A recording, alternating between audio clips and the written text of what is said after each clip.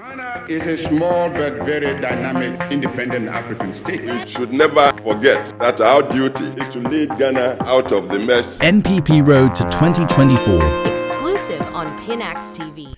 So, the former president of the Republic of Ghana, John Kufour, finally he has broken his silence about Bawumia, Kennedy, Agyapong, brouhaha. Now, this is the first time we are getting or listening to the former president about this. Yeah, the report by Bremo said, the president of the Republic of Ghana, Kufour, or say Bawumia and Oyen Unimoshe. But in a recent conference at a course, the Church of Pentecost, the former president of the Republic of Ghana, John Kufour, he was a guest speaker. And you know or no? Kufour, the former president Mahama, the vice president, Bawumia, and other lot of dignitaries, they were present. Now, it do a was a Kufour Bekasan, and Sebi Okayeno. It was a direct message to Bawumia and Ken say, Kuna moko, but uyi se kunifiwa Ghana ye dimu enamupe. Now, Kufour was making these remarks at the National Development Conference 2023, which was being held by the Pentecost Church and the Church of Pentecost. And Kufour's words that he said, Amanfoka said, Penimu fia we na wasoye. And he has called these two people to order, say, Kasa and we use the verbal discourse you use is very important because it is going to play a huge difference if you are elected. In could tease for the tuja, yeba to us.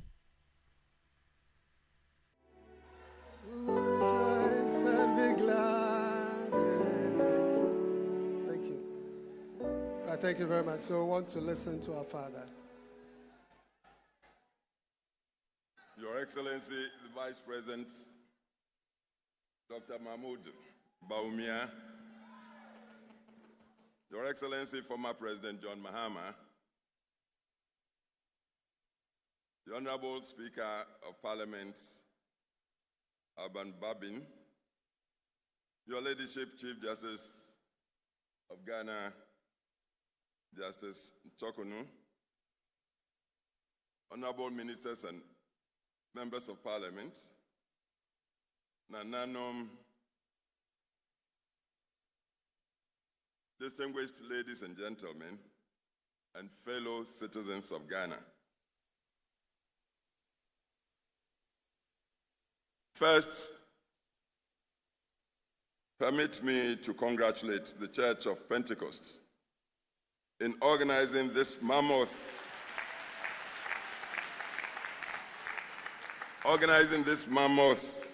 forum of all, and I stress all, the stakeholders of our dear nation in these troubled times, engulfing our country and indeed the whole world.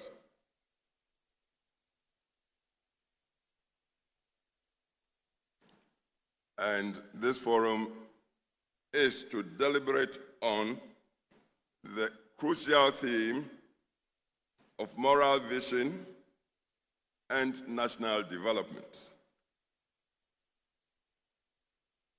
In the grips of the maelstrom of maddening scientific and technological developments around the world, mankind seems to be losing the sense of itself and, sadly, of its creator, the Almighty God himself. Thus, the word moral, which essentially must equate with humanity, is not assigned its critical underpinning of vision in the national search of development.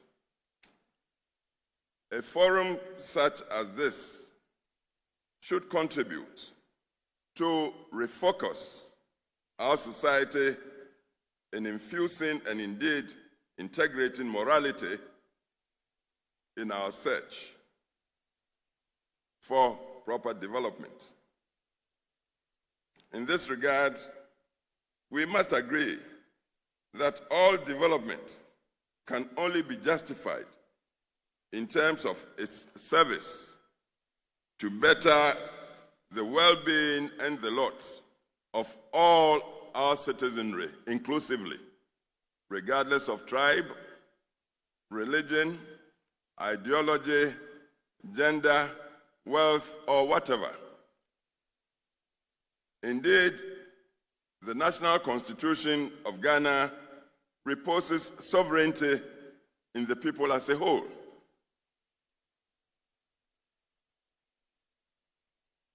And this is why the conditions of accountability and transparency are requisites to governance. So the governors would always be mindful that they hold power in trust of the people, the real owners of power. This theme today is a touchstone to fix the proper compass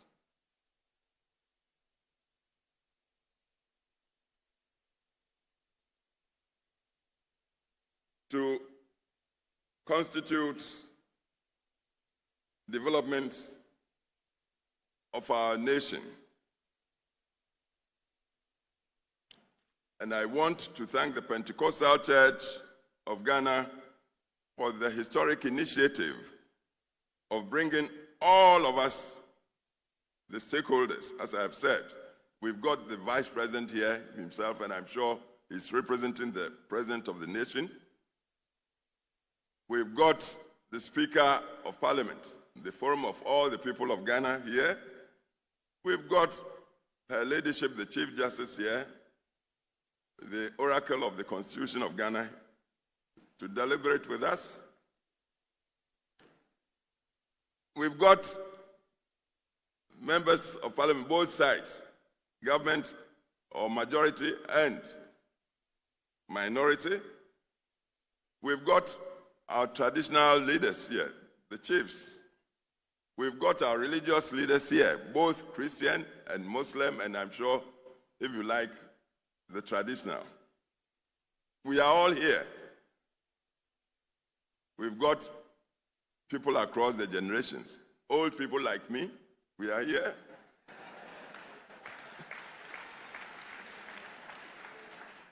We've got the middle-aged, and I'm sure we've got the youth here too. And we are all here to consider how we deliberate on the development of our nation using moral vision. And as I've said, you don't talk morality without talking humanity. So Pentecostal Church has done well in organizing this huge meeting, and I'm sure the meeting is also being relayed across the nation. I wish you success. So over the next 2 or 3 days of the forum, you come up with ways and means to enable the people generally to contribute to find the way forward towards developing our nation without the biases and, if you like, the unkindness that we tend to display to each other, even as we try to develop our country. So thank you very much for giving me this opportunity. God bless. Thank you very much.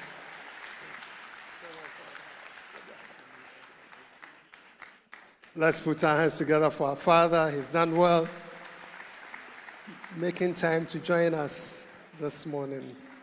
Thank you. Chairman, we want to inform the gathering that we have Honorable Julius Debra, former Chief of Staff, is in the house. Julius. We are confident that the good Lord will continue to bless the efforts of this church. Excellencies, ladies and gentlemen, this conference seeks to bring together major stakeholders in our national development for a reflection and discourse towards developing a framework for a moral vision for Ghana's development. The carefully chosen theme for the conference, and I quote, moral vision and national development, end quote, is timely and relevant to our national discourse. It should serve as a call not only to members of the Church of Pentecost, but also to all faithful disciples of Christ. Indeed, to all Ghanaians to rise to their religious responsibilities and stimulate the desired motivational spirit of renewal and transformation towards effective nation building. It should be our collective desire that the principles of God's kingdom become the driving forces in our lives. God rules in the affairs of men, and in all our dealings, we must recognize the presence of the Almighty, the omnipresent, the omnipotent, and the omniscient. As leaders of the Christian faith, this should be the standard for being a disciple of Jesus Christ. As President of the Republic, that is Nana Kufour, not me. As President of the Republic, as you all know, my goal since coming into office has been to improve the living standards of the Ghanaian people. Every policy initiative, whether it is the free senior high school policy, the program for planting for food and jobs, or the One District, One Factory initiative, has been implemented with the well-being of the Ghanaian at heart. Before the onset of the COVID-19 pandemic, our nation had the fastest growing economies. That's one of the fastest growing economies, not just in Africa, but across the world.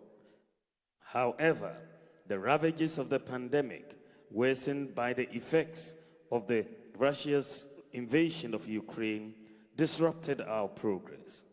Nonetheless, I can assure all of you gathered here that the Kufour government is determined to bring relief to Ghanaians and return the economy back to the high rates of growth that characterized the management of our economy in the 3 years preceding the COVID outbreak in 2020. Your Excellencies, ladies and gentlemen, we are taking steps which are taming inflation and exchange rate depreciation, and economic growth has also picked up. We will continue with our programs for the expansion and modernization of our educational system to create a 21st century workforce, the systematic reform of our healthcare system to ensure a resilient, robust healthcare delivery system, the realization of the agenda of industrial transformation that holds the key to our future prosperity, the enhancement of agricultural productivity to guarantee the prospects of food security, the execution of the comprehensive infrastructural development plan in roads and railways, the conclusion of the digitalization process to obtain the full benefits of the fourth industrial revolution, the protection and greening of our environment to address climate change, and the empowerment of the security services to consolidate peace, security, and stability of the state and nation, the establishment of a free and just society where entrepreneurship and individual initiative are sources of wealth creation, with a strong social safety net for the marginalized and disadvantaged, and the improvement of the governance architecture to deepen accountability and respect for the rule of law in our body politic. Distinguished ladies and gentlemen, Your Excellencies, any society characterized by rampant deception, bribery, and corruption will not make any progress. We ignore the human factor in a nation's development at our peril. The informal and non-transparent nature of our society makes it easy for people to hide. People believe that there is no accountability for their actions or inactions.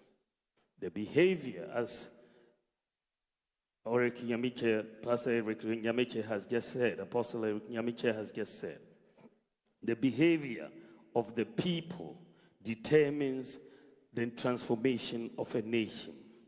And this is why, as a government, we have focused on putting in place systems that will reduce the role of the human factor and enhance transparency through digitalization of the economy.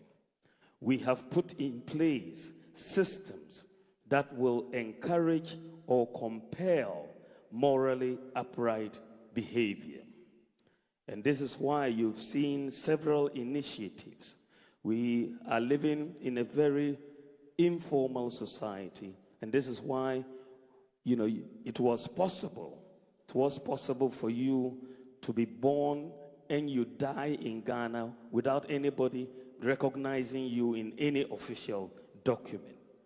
The issuance of national ID cards is providing us unique identity for everybody.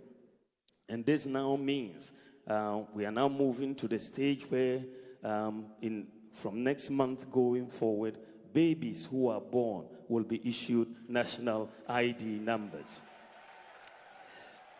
And this will make sure, because when you talk about the Americas, the US, and how they do it, they behave because everybody is identified.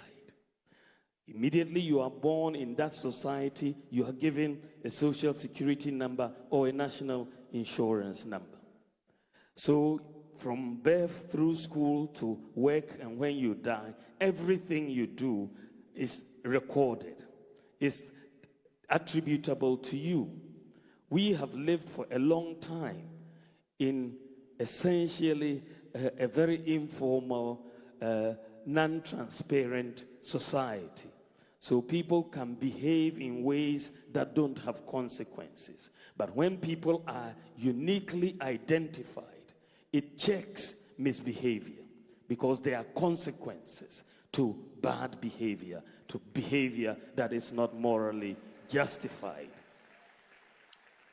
And this is why we are linking the databases across different institutions so that we can, find out what everybody is doing across, and the data will speak to it. And this is why the Ghana card is being linked to the GRA, becomes your TIN number, to SNIT, to the banks, to Births and Deaths Registry, to DVLA, to the passport office, to the births, and so on, so that there is a single source of truth across all of these institutions. And therefore, if you cannot, for example, because we are now linking the Births and Deaths Registry with the National Identification Authority and the Ghana Health Service, it's no longer possible to go and lie about your age because you will be caught.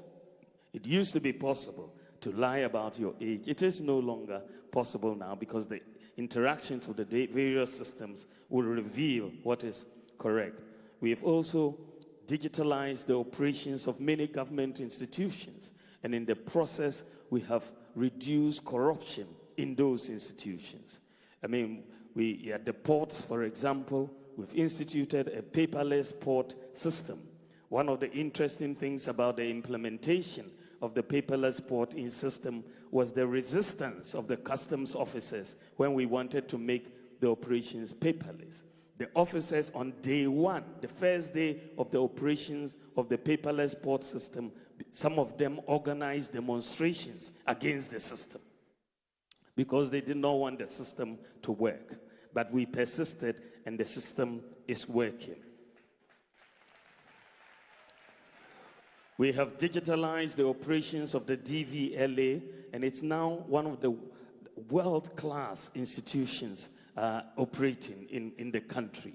You don't really need guru boys and to pay bribes to work in that. Applying for a passport today is a very easy process. You don't need to go and pay guru boys. You can do it online. It will be delivered for you, and you can proceed.